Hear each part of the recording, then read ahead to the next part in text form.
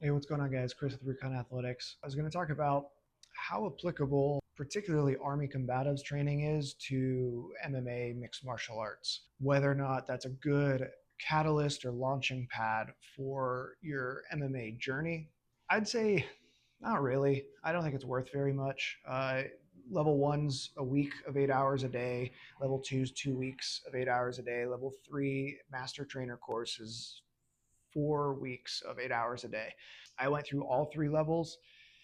I'd say even with that 6 weeks worth of training, 200 and something hours, whatever it is, it might be worth a couple stripes on a white belt for grappling because they do focus on practical things, sweeps and basic submissions in order to like get an edge in a fight, just for survival. Striking, very, very basic, crosses, hooks, uppercuts, knees, elbows, clinching, standing foot sweeps. Focus on a few takedowns, but it's the intent. Okay, the intent of military combatives is more so just survive a bad situation. Something went wrong.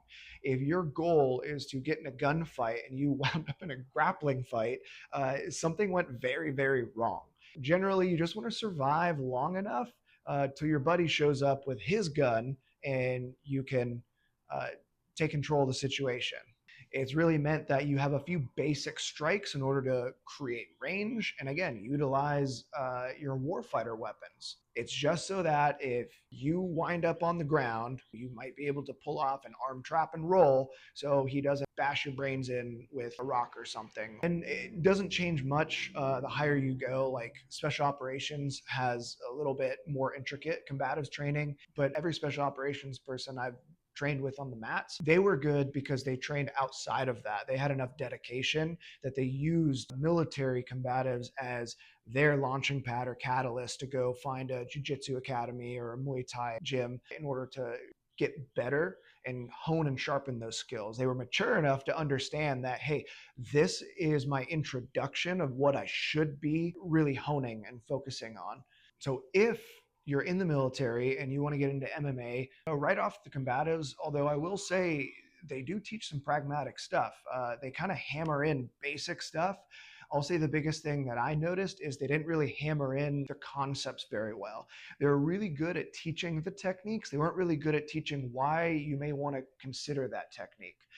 They would teach you a hip bump sweep or a scissor sweep or a butterfly sweep, and they would just have you drill it for 30 minutes twice a day, sometimes 2 or 3 times a week until you got decent at those basic sweeps. I think those are the only 3 sweeps we really learned in combatives, but they would really hammer those in so people were decent at those 3 sweeps.